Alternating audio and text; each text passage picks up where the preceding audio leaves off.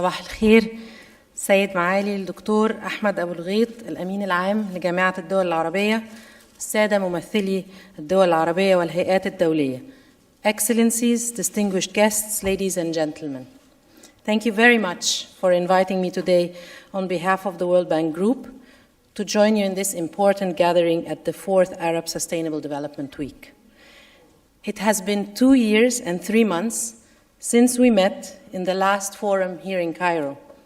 Little did we know then that the world we all lived in and were working hard to make more sustainable and more equitable will, in the short span of 24 months, forever change.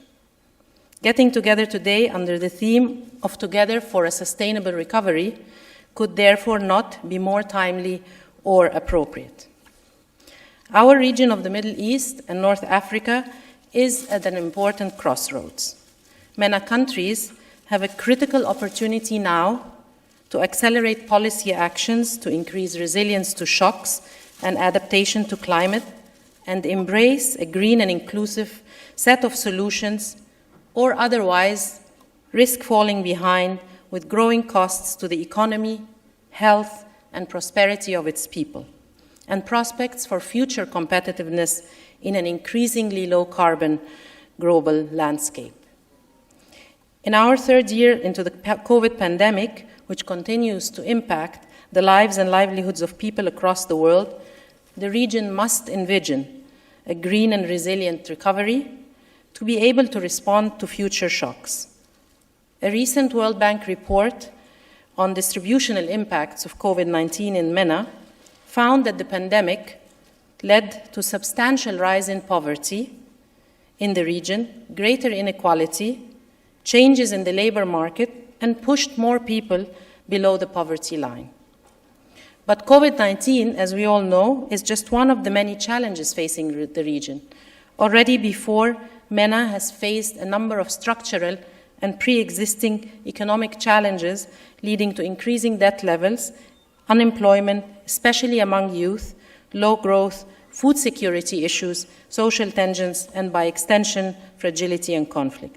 Climate change will add to these challenges by pushing millions into poverty without ambitious action to mitigate these risks. Let me, at this juncture, congratulate the government of Egypt for being selected to host COP27 in November, at a time when climate action has never been more urgent. The road ahead to Sharm el-Sheikh and beyond to COP28 in the UAE provides a great opportunity for Egypt and leaders of the region in terms of their regional and global leadership role to build on the gains of Glasgow, solidify a framework for a 1.8-degree world, and strong global action and financing on adaptation. Overwhelming scientific evidence has shown that climate change is already hitting MENA hard, and it is here to stay, touching on many national and sectoral dimensions, affecting the lives, livelihoods, and future economic growth of MENA. Projections are dire. In a 4-degree world, extremely high temperatures of up to 56 degrees could become the norm in MENA. Mediterranean coasts could receive up to 50% less rain, and the Maghreb countries could experience a 0.6 meters sea level rise by 2080, which combined with different forms of air and sea pollution could lead to over 3% losses of GDP in some countries, according to our recent Blue Seas report, which we just issued last week for the region. We are all familiar with these facts. More than 60% of land resources are facing degradation. 75% of agriculture is rain-fed, and the region has a large food import dependency. MENA as a whole has 98% dependence on fossil fuels for its energy consumption.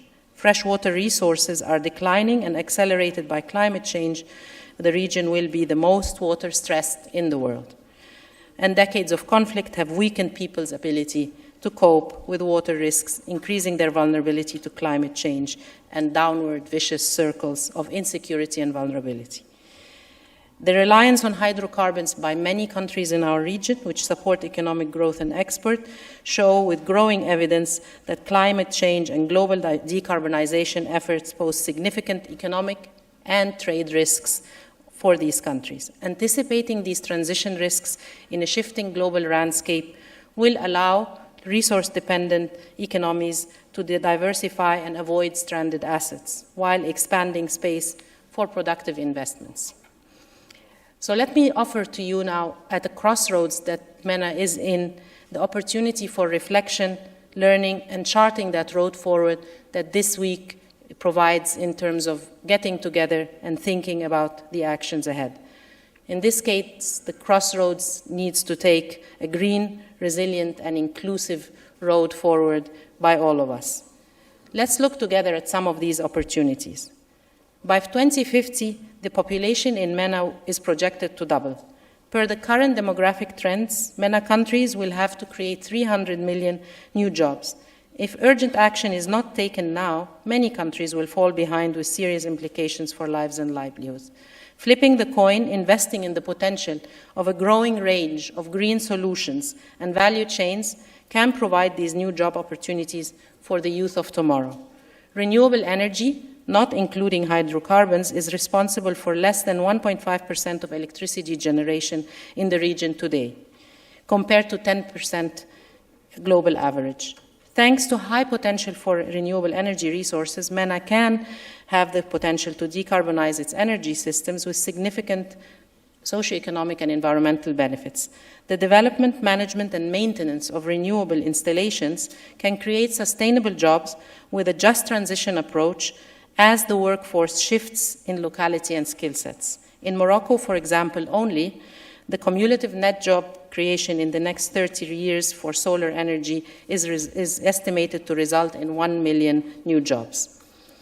The International Finance Cooperation part of the World Bank has issued a Green Reboot report and found globally that concerted actions by public and private players in 10 key sectors in the next 10 years can deliver $200 billion in investment opportunities and create 200 million new jobs, and at the same time reduce greenhouse gas emissions by 4 billion tons of CO2 across these sectors and analyzed markets. Let's look at cities. MENA cities are at the forefront of many impacts of climate change. Urban areas must now look forward to innovative green growth solutions. The physical and economic density of cities can provide the impetus for technological change and infrastructure investments that support low-carbon economic development. The same IFC report estimates that if cities in 21 emerging markets prioritize climate-smart growth, they stand to gain as much as $7 trillion in investment and could create 144 million new jobs by 2030.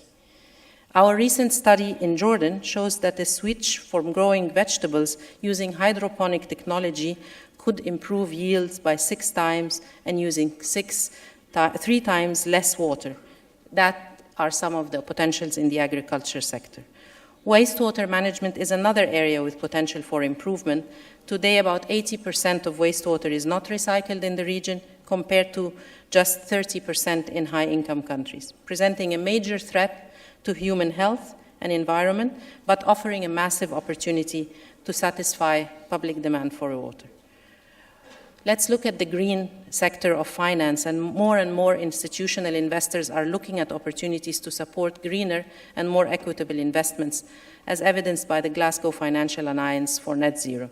But for these to materialize, we need to show that there is also an opportunity for countries to chart a path in terms of their own investments. More good can be achieved if market practices that become embedded in the financial systems are equitable and transparent for all. Both private and public sectors have key roles to play.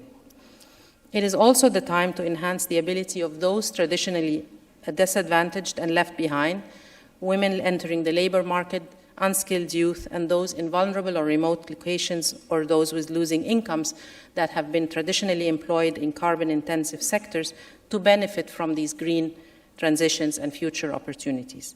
Ensuring they have the right access, skills, and financial support to make this transition is key for an equitable recovery ahead. A green, resilient, and inclusive development approach can help MENA not only recover from COVID, but also build the foundations for a more sustainable growth and future. At the World Bank, we have aimed to capture this imperative for action on resilience and opportunities for green transition under our recently launched MENA Climate Roadmap for the coming 4 years. 4 key transformation areas define this roadmap. The first is food systems, water security, and resilient natural capital. The second is energy and low-carbon mobility. The third is cities and coastal economies, and finally, sustainable finance for climate action. This strategy marks a paradigm shift for the bank as we are moving from investing in green projects to greening entire economies with a focus on measuring impacts. We would be very happy to discuss with you as we see the outcome of this week additional details in the sessions of the Arab Sustainable Development Week. The combination of investments, finance, policies, information, and knowledge is what will allow us to chart a better way forward. Ladies and gentlemen, reconciling economic development, climate change, and sustainability in an inclusive manner is the challenge of our time. We have a unique responsibility and role to seize these opportunities to build a greener and more resilient MENA for generations to come. I would like to close by thanking Dr. Nada Al-Agizi for putting together this ambitious program for the week ahead, and I look forward to engaging with all of you in working together to make this a reality. Thank you very much.